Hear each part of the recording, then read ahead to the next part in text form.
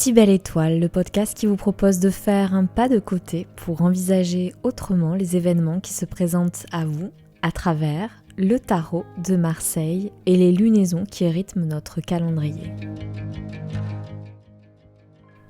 Cette pleine lune du 18 janvier 2022 se situe dans la constellation du Cancer. Le Cancer, signe régi par la lune, est le signe le plus sensible, intuitif et parfois fantasque de tout le zodiaque. Très attaché à la famille, ce signe est protecteur et soucieux du bien-être de son entourage. Ce tirage nous parle de gestation et d'équilibre. En effet, avant de passer à l'action, il est toujours judicieux de mûrir son idée, de la concevoir et enfin, quand elle sera prête à venir au monde, l'accouchement pourra avoir lieu. Or, cette pleine lune en Cancer, signe régi par la lune, est liée à l'intuition féminine, à la fécondité. Elle est donc particulièrement favorable à toute gestation que vous avez initiée ou pressentie autour d'un projet de vie.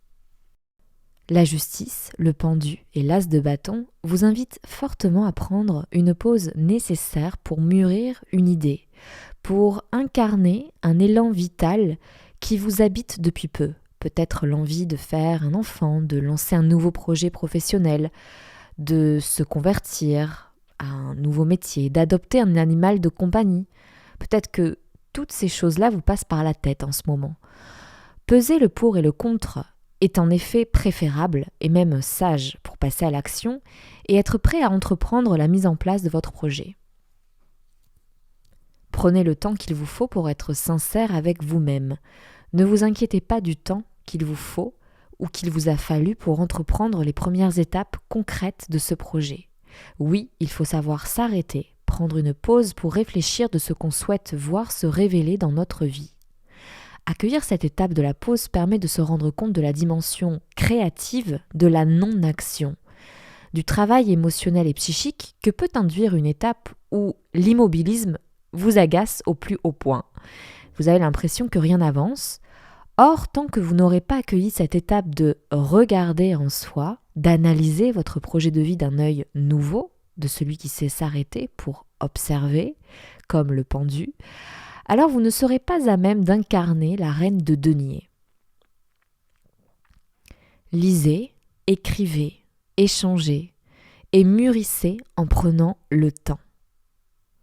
Tel est ce que vous suggère cette association de la justice, du pendu et de l'as de bâton. La reine de denier laisse libre cours à toute la hargne et la détermination dont vous pouvez faire preuve pour arriver à vos fins. L'idée conceptuelle, l'élan vital dont je parlais plus tôt sera devenue l'idée fixe que vous souhaitez porter et mener à bien coûte que coûte. Alors ne soyez pas trop dur avec vous-même. Le mouvement, le travail dur et bien fait sera au rendez-vous.